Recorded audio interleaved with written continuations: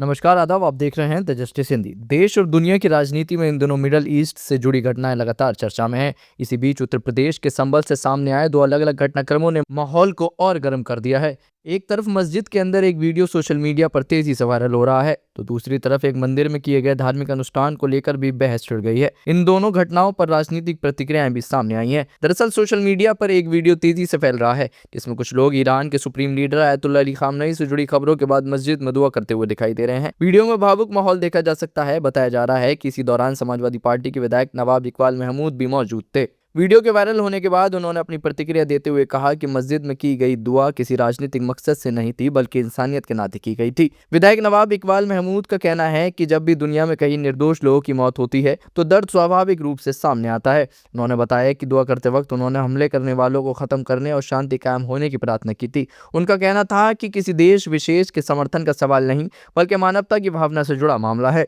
इसी दौरान सपा विधायक ने केंद्र सरकार से भी सवाल किया। उन्होंने प्रधानमंत्री नरेंद्र मोदी पर निशाना साधते हुए कहा कि जब देश का नेतृत्व विश्व मंच पर बड़ी भूमिका निभाने की बात करता है तो ऐसी घटनाओं पर स्पष्ट प्रतिक्रिया भी देनी चाहिए। उनके मुताबिक भारत को मध्यस्थता की पहल करनी चाहिए ताकि मिडिल ईस्ट में बढ़ते तनाव का कम किया जा सके। नवाब इकबाल महमूद ने यह भी कहा कि लाखों भारतीय नागरिक मिडिल ईस्ट के अलग अलग देशों में काम करते हैं और वहां की स्थिरता भारत के लिए भी बेहद अहम है। उनके अनुसार अगर वहां तनाव बढ़ता है तो इसका असर भारतीय नागरिकों और उनके रोजगार पर भी पड़ सकता है। उधर संभल जिले में ही एक दूसरी घटना ने भी लोगों का ध्यान खींचा। एक संगठन से जुड़े लोगों ने एक मंदिर परिसर में विशेष हवन और पूजा का आयोजन किया। इस धार्मिक अनुष्ठान के दौरान इजराइल के प्रधानमंत्री नेतन्याहू की तस्वीर वाले पोस्टर लगाए गए और वैदिक मंत्रों के साथ आहुतियां दी गईं। आयोजकों का कहना था कि यह कार्यक्रम विश्व शांति और आतंकवाद के अंत की कामना के लिए किया गया था। संगठन के कार्यकर्ताओं का मानना है कि जिस तरह इजराइल लंबे समय से आतंकवादी हमलों का सामना कर रहा है, भारत भी अतीत में ऐसी घटनाओं से गुजर चुका है। कार्यक्रम में शामिल संगठन के कार्यकर्ता कैलाश चंद्र गुप्ता ने कहा कि जब भारत में बड़े आतंकी हमले हुए थे तब उसी तरह का विरोध देखने को नहीं मिला था जैसा अब कुछ लोग विदेश की घटनाओं पर कर रहे हैं। उन्होंने ये भी कहा कि देश में रहने वाले हर व्यक्ति को भारत के हितों का सर्वोपरि रखना चाहिए। इस हवन अनुष्ठान को कराने वाले पुजारी ने बताया कि पूजा का उद्देश्य किसी के खिलाफ माहौल बनाना नहीं था, बल्कि आतंकवाद के खिलाफ वैश्विक एकता की भावना को मजबूत करना था। उन्होंने कहा कि पूरे विधि विधान के साथ मंत्रोच्चारण कर विश्व शांति और मानवता की रक्षा के लिए प्रार्थना की गई। इस तरह संभल में सामने आए ये दो अलग अलग घटनाक्रम अब सोशल मीडिया से लेकर राजनीतिक गलियारों तक चर्चा का विषय बने हुए हैं। एक और मस्जिद में की गई दुआ का वीडियो वायरल हो रहा है, तो दूसरी ओर मंदिर में हुए हवन को लेकर भी अलग अलग प्रतिक्रियाएं सामने आ रही हैं। फिलहाल इन घटनाओं ने एक बार फिर ये सवाल खड़ा कर दिया है कि अंतर्राष्ट्रीय घटनाओं का असर भारत के स्थानीय माहौल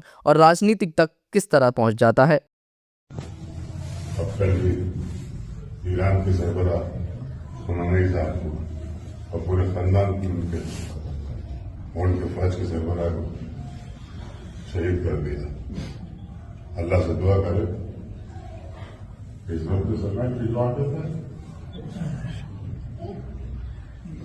सब लोग दुआ करते